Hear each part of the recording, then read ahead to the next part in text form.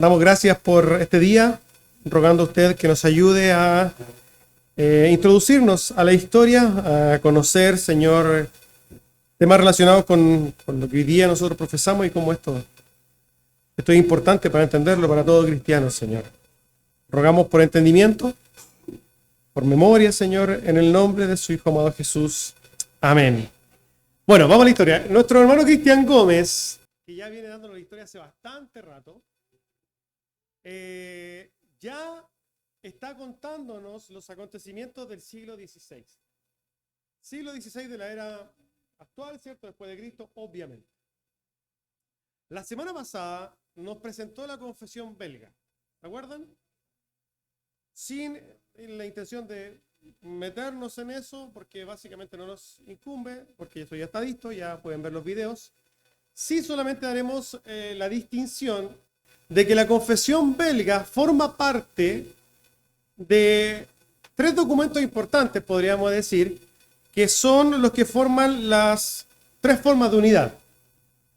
La confesión belga, acompañada del catecismo de Heidelberg, ¿cierto?, y de los cánones de Dort, forman las tres formas de unidad que las iglesias reformadas han abrazado durante todo mucho tiempo. Nosotros como bautistas, ¿abrazamos estas confesiones?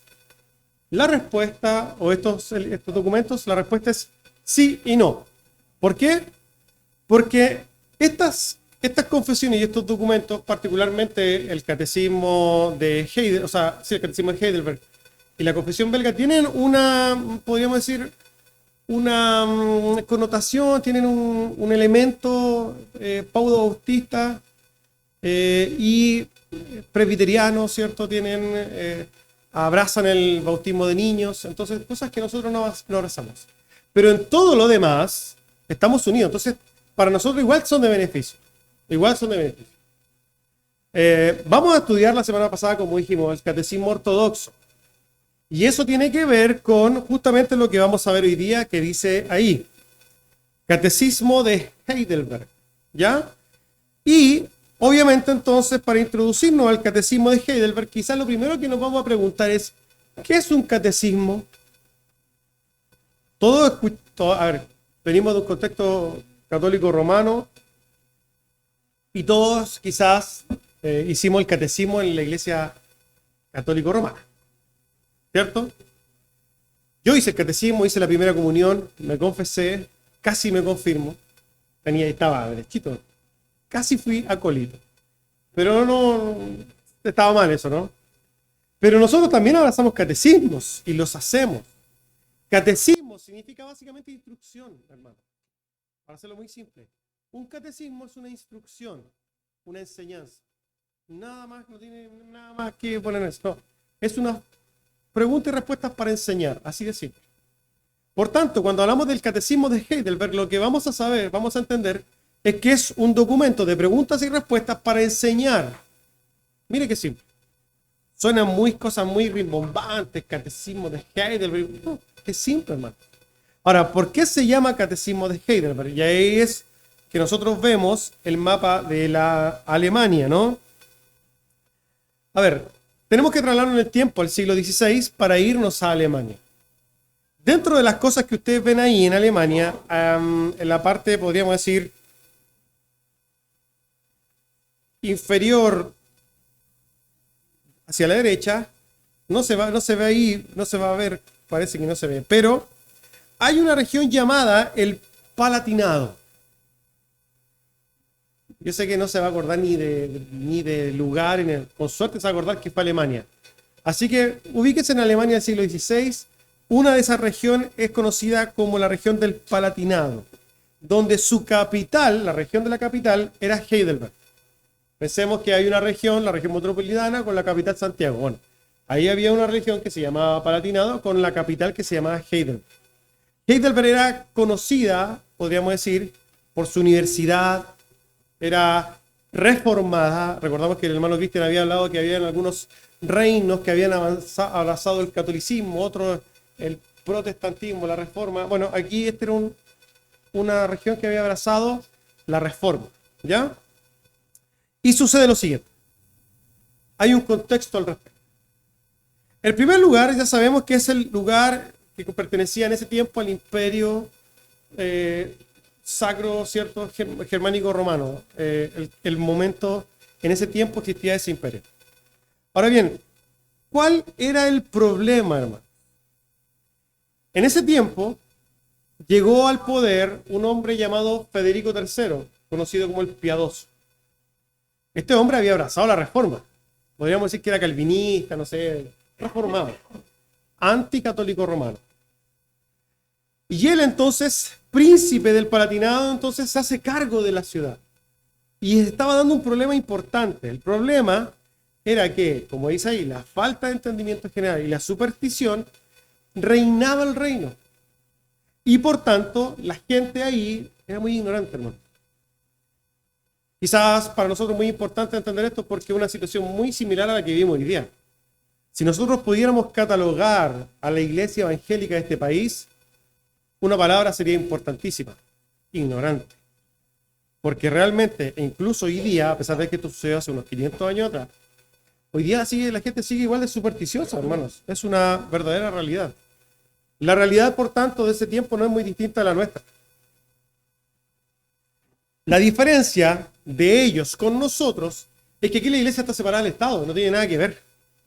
Pero en ese tiempo la iglesia estaba así con el Estado.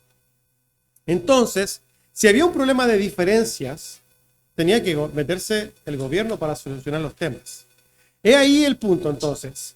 Había una disputa que gatilló todo este problema y generó una separación, generó peleas, generó disputas, generó discordias, y fue tan efervescente, esto fue tan problemático, que llegó el punto donde este Federico III dijo: yo tengo que tomar cartas en el asunto. Habían dos hombres ahí y la disputa se basaba en cómo observaban la cena del Señor. Había uno de los hombres que tenía una percepción un poco luterana de la cena. Él creía, ¿cierto?, que había un cambio en la sustancia, había un elemento ahí extraordinario respecto a la cena. Y hay otro que había abrazado la reforma y decía: no, son solo símbolos. Cosas que para nosotros quizás, bueno, son entendibles y que no deberían generar tanto conflicto. Ahí generaron un conflicto tremendo. Y la sociedad, podríamos decir, empezó a dividirse en estos bandos. ¿Qué hizo Federico III? ¿Sabe qué? Voy a sacar inmediatamente a estos dos líderes, voy a poner énfasis en una unión. Quiero que el pueblo del Palatinado esté en un mismo sentir, quiero que no hayan divisiones, quiero que no se preste más para estas cosas, no quiero que la gente esté peleando. Y sacó a estos dos líderes de la iglesia y se generaron dos vacantes dentro de la iglesia en aquel entonces. Ahí llegaron dos hombres, un hombre llamado Caspar Olevianus y otro llamado Zacarías Ursinus. Estos nombres que yo sé que no se van a acordar, hermano. De hecho, yo tampoco me voy a acordar mañana. Lo importante de estos nombres no es que se acuerden de los nombres, lo importante es lo que hicieron. Estos dos hombres se les encargó entonces hacer un catecismo, una enseñanza que uniera en entendimiento a todas las personas de esa región de Alemania. Y es así que ellos, trabajando también como llevando a cabo este proyecto y apoyados de otros líderes de la iglesia, redactan entonces este catecismo de Heidelberg, que era una instrucción, amados hermanos, que apuntaba a que pudiera, por ejemplo, ser enseñada en un año en la iglesia, para que todos pudieran tener el mismo entendimiento, el mismo conocimiento. Y este catecismo, hermanos, es realmente hermoso. Yo tengo que decirle que nosotros somos bautistas. Y este es podríamos decir, un documento previo a los bautistas. Pero es un documento hermoso. Tiene un énfasis pastoral precioso, hermano. La división del catecismo, como dice ahí, se divide en tres: nuestro pecado y nuestra miseria, nuestra liberación del pecado y la gratitud a Dios. Pero como hemos dicho, la característica fundamental es que este escrito, hermanos, estaba redactado en un contexto de la historia muy complicado, donde en muchos lugares había mucha persecución. Y nosotros al meternos un poco a este catecismo, que no lo vamos a ver hoy día claramente, solamente quiero darles como muestra un botón. Y es la pregunta número 1, que es impresionantemente hermosa. Mire la pregunta número 1 de este catecismo. O escúchela, no la pueden mirar. ¿Cuál es tu único consuelo tanto en la vida como en la muerte? Es una pregunta, una instrucción. ¿Cuál es tu único consuelo tanto en la vida como en la muerte? ¿Por qué están haciendo estas preguntas? Hermanos, porque hoy día los cristianos van a las iglesias, después se van a sus casas a acostarse, a poner un ventilador y a vivir feliz de la vida. En esos tiempos, hermanos, un cristiano, y aquí hoy día también pasa en estos tiempos, en otros lugares del mundo, un cristiano pone a disposición su vida, puede morir por la fe. Esto para nosotros es como una especie de golpe, ¿no?, que nos aterriza. Hermanos, mire la respuesta preciosa que pone esto. Dice, la respuesta es que yo, con cuerpo y alma, tanto en la vida como en la muerte, no me pertenezco a mí mismo, sino a mi fiel Salvador Jesucristo, que me libró del poder del diablo, satisfaciendo enteramente con preciosa sangre por todos mis pecados, y me guarda de tal manera que sin la voluntad de mi Padre Celestial, ni un solo cabello de mi cabeza puede caer. Antes es necesario que todas las cosas sirvan para mi salvación. Por eso también me asegura por su Espíritu Santo. Imagínense la respuesta que. ¿A qué apunta esto? Es una visión totalmente pastoral, hermosa, de cómo vivir la fe, el aliento y el consuelo en Cristo. Es algo que nosotros vamos a estudiar desde la próxima semana, porque lo que vamos a estudiar es el Catecismo Ortodoxo escrito por Hércules Collins, que lo que hace es tomar este catecismo, que es de suma relevancia histórica, ojo con esto. Este catecismo, hermano, ha sido traducido a 25 idiomas más o menos. Este catecismo ha superado, podríamos decir, el tiempo. Este catecismo es abrazado hasta el día de hoy por muchas iglesias. Este catecismo hoy día se enseña en muchos lugares. Y en esos tiempos, Hércules Collins, que era uno de los primeros bautistas, uno de los que firmó la confesión de fe, tomó este tesoro y dijo, mira, es precioso, lo leemos en todos lados, pero hay distintivos que tienen que ver con el bautismo de bebés, así que eso lo vamos a cambiar. Eso es lo que vamos a estudiar en la próxima. Por tanto, hermanos, este documento, el Catecismo de Heidelberg, es un elemento histórico muy importante, que yo creo que todos podrían descargarlo y empezar a leerlo, pero ya lo vamos a estudiar aquí. ¿Amén? Entonces, llegamos hasta aquí y hemos dicho, confesión belga, ya la estudiamos la semana pasada, Catecismo de Heidelberg, lo hemos visto muy libremente hoy día, muy por arriba, y los cánones de Dort forman las tres unidades de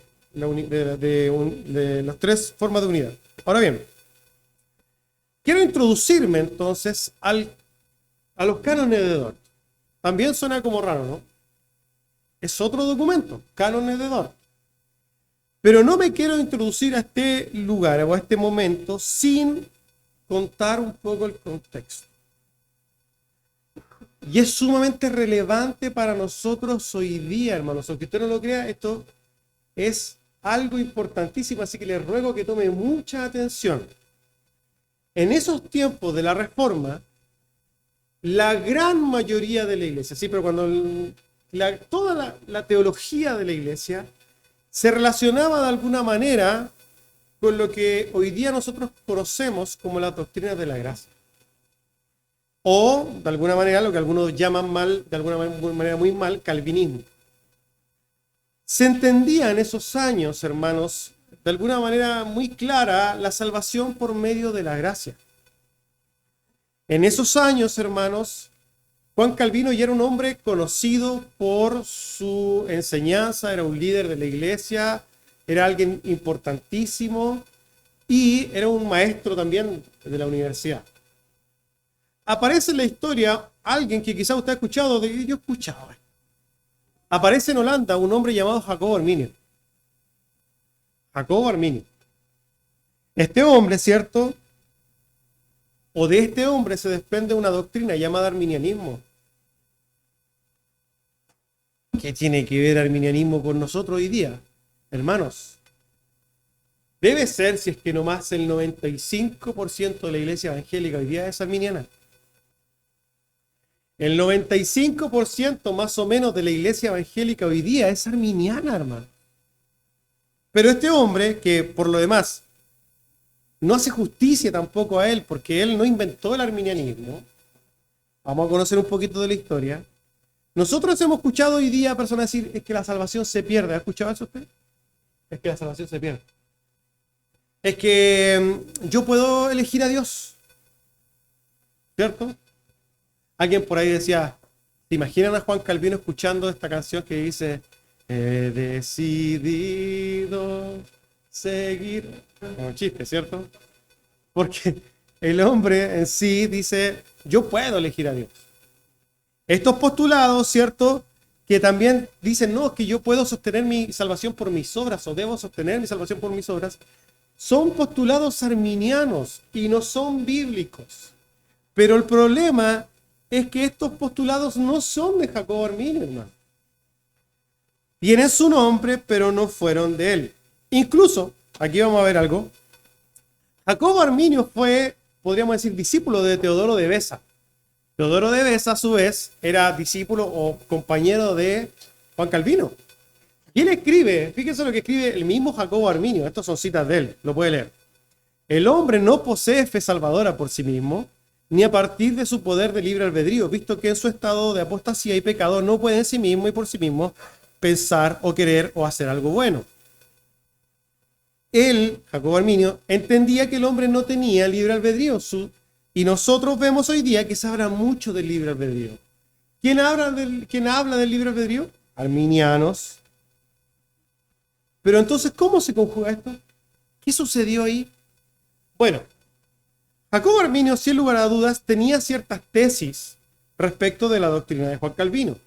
Tenía ciertas, podríamos decir, conclusiones con las cuales no estaba al 100% de acuerdo con Juan Calvino.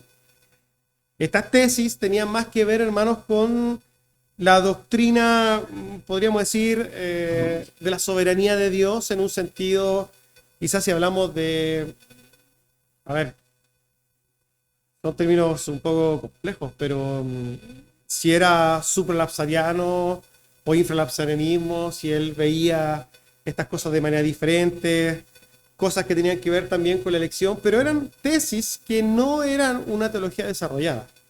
Pero, ¿qué sucedió? Hubieron hombres que abrazaron los postulados de Jacobo Arminio y empezaron a desarrollar una teología. Esos hombres eran conocidos como los remonstrantes. Los remonstrantes. Los remonstrantes eran los seguidores, podríamos decir, y que básicamente son desarrolladores de la teología arminiana. Y en un tiempo entonces donde Holanda estaba básicamente regida por la confesión belga, el gobierno, era la iglesia, la unión de la iglesia estaba regida por eso, cualquier persona que dijera algo contrario era de alguna manera condenada. Eso está mal, sin lugar a dudas. Pero estos hombres, los remonstrantes entonces, van al gobierno y en una protesta, la protesta de 1616, presentan al gobierno un documento que se llama la Remonstrance. ¿Ya? La Remonstrance. Y en ese documento, hermano, se redactaban 5 puntos que ellos pensaban doctrinales. Estos son. Ellos creían entonces que el hombre tenía libre albedrío. Ustedes han escuchado a personas hoy día decir que tenemos libre albedrío, ¿no? Bueno, eso ha sido objeto, hermanos, de una disputa durante la historia del cristianismo. Si quizás podríamos rastrearlo hacia atrás, podríamos ir a Pelagio. Eso lo vimos en la historia, ¿se acuerdan? Hace como un año quizás. Pelagio, un humanista, ¿cierto? Del siglo IV, que tiene una disputa, ¿cierto? Con Agustín de Hipona. ¿Por qué? Porque Pelagio postulaba que un hombre podía acercarse a Dios sin la necesidad de la gracia, sin el Espíritu Santo ni nada. Es una herejía, hermano. Pelagio fue considerado un hereje. Pero aquí nosotros vemos entonces que ellos traen a colación esto y dicen, bueno, el hombre sí puede, sí tiene libre albedrío. Y no solamente eso, Dios elige, pero elige condicionalmente. En otras palabras, ve algún aspecto del hombre que pueda llamar la atención del Señor para elegirlo. ¿Han escuchado? Esto también no es que el Señor me eligió porque Él vio las obras que yo iba a hacer. Hermanos, eso es arminianismo y es antibíblico.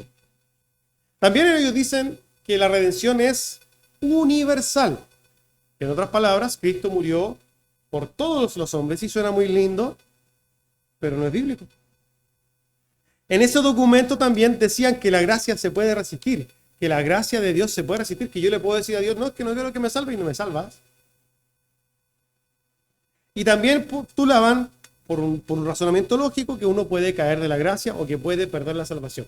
Si nosotros pensamos en esto, que eran los puntos que los remonstrantes le presentaron al gobierno holandés en su momento, nosotros nos vamos a dar cuenta de que representa el pensamiento de la gran mayoría de la iglesia evangélica.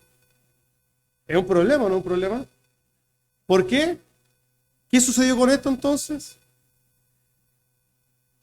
El gobierno holandés decidió responder a esto y creó lo que se conoce como el Sínodo de Dort, del año 1618 al 1619. Duró cerca de 6 meses en estos 2 años. Se reunieron más o menos 200 delegados, no solamente de Holanda, sino que de varios países de Europa. Delegados eran personas entendidas en la escritura, ¿cierto?, que llamaron en un sínodo a reunirse y discutir si es que lo que ellos postulaban tenía algún asidero en la escritura. El punto es que después de dirimir, después de ver en la escritura un montón de 6 meses, ellos llegaron a una conclusión. Y en esa conclusión, que se redactó, ¿cierto?, ahí, se publicaron los cánones de Dort. Esto es, hermanos amados, es un resumen. Los cánones de Dort tienen otras cosas también, pero en síntesis, se publica o se responde con lo que está detrás. Si ustedes se fijan en la foto, hay algo detrás de la foto. ¿Qué es lo que hay detrás? El mar. ¿Quién dijo? ¿Un mar? ¿No es un mar? Vea bien. ¿Qué es lo que son? Tulipanes. Y para que la gente pudiera tener memoria de esto, se hizo una especie de acróstico con la palabra tulip. Y entonces se llegó a decir, y se llegó a postular estos 5 puntos que nosotros hoy día conocemos como los 5 puntos del calvinismo. Pero nosotros vemos que no los postuló Calvino. ¿Qué los postuló? ¿Quién los sistematizó? En los cánones de Dort. Las doctrinas de la gracia, podríamos decir, a modo de documentos, fueron sistematizadas en el Sínodo de Dort. Esos son los cánones de Dort. Y dice lo siguiente, el tulip parte con la T. Y esto está en inglés, entonces, lo primero es total depravación o total depravity, ¿cierto? O depravación total. Para nosotros no sería tulip, porque para nosotros es depravación total. En inglés es total depravity. Disculpe mi inglés, aquel que sabe inglés y uno se aberra de escucharme, no importa. Ok, dije alguien. Después en la U. La U. ¿Qué es la U? La elección incondicional, unconditional, ¿cierto? Election, ¿cierto? La tu. La P, ¿qué es lo que es la P? La L. La L, Limited Atonement, que tiene que ver con la expiación limitada, ¿cierto? La I, la irresistible gracia, eso es como casi textual. Y la P, la perseverancia, o algunos también dicen la preservancia de los santos. En términos simples, ¿qué quiere decir esto? Que el hombre está totalmente depravado, el hombre no tiene libre albedrío, si lo tiene en la mejor de las condiciones está sometido a su naturaleza pecaminosa. El hombre por sus medios, sin la obra de Dios, no puede acercarse a Dios. Los que están aquí en la iglesia y los que pues dicen, no, yo soy creyente, o hermano, no es por sus méritos, es por la obra plenaria y absoluta de Dios en su corazón. Porque el hombre, en su naturaleza pecaminosa, muerto en su delito y pecado, ¿cierto? No quiere nada con Dios. No puede oír siquiera. Un muerto no oye. Vamos a predicar al cementerio, ¿cierto? ¿Cuántos se levantan? ¿Cuántos oyen? Ninguno, porque están todos muertos, ¿cierto? Lo segundo es que la elección es incondicional. Dios no nos elige por nada que nosotros podamos tener a hacer. Ni por su noble corazón, ¿cierto? Dios no lo elige porque esté bonito, porque tiene plata, nada. Dios no lo elige porque es pobrecito, nada. Dios nos elige por el puro afecto de su voluntad. ¿No lo entendemos? Tercero, la expiación ilimitada. ¿Qué quiere decir esto? Que Cristo murió no por todo el mundo, sino que murió ¿por quién? Por su iglesia. Cristo murió por su iglesia, por los que estaban predestinados. La gracia es irresistible. ¿Qué quiere decir esto? Que uno no se puede resistir a la gracia.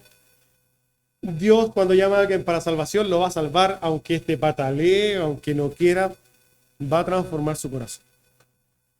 Y la perseverancia o preservancia de los santos, ¿cierto? Quiere decir entonces que Dios preserva y hace perseverar entonces a los creyentes. Este es el punto, hermanos, bíblico. Esto es lo que la iglesia toda debería creer. Pero ¿cuál es el problema? Que la iglesia no cree esto, sino que cree lo otro. La gente hoy día cree arminianismo. Y esto, como hemos dicho, hermanos, es una disputa histórica.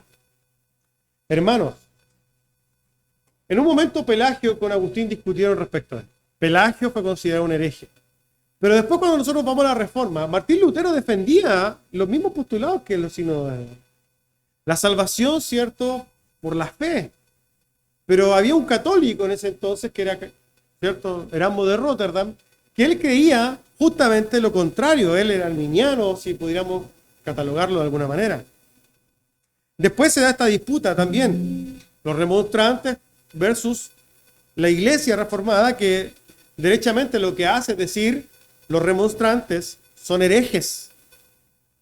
O sea, si la iglesia hoy día actual va y se retrocede unos 500 años, esta iglesia en general de estos años es una hereje para los hermanos reformados de ese tiempo.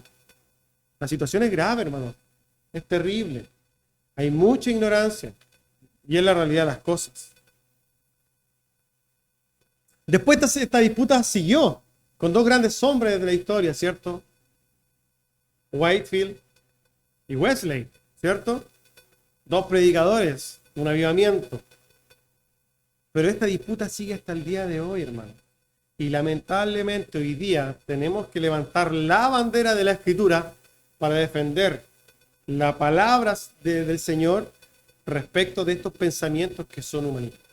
A estos hombres, a los remonstrantes, se les acusó de ser pelagianos, porque el pensamiento de fondo era el mismo, humanista. Humanista. Lo que hay detrás del pensamiento pelagiano, del arminianismo, es humanismo, es levantar al hombre y sus condiciones, siendo que la Escritura, hermanos, siendo que la Escritura hace todo lo contrario. Levanta a Dios y humilla al hombre. El arminianismo de por sí es antropocéntrico.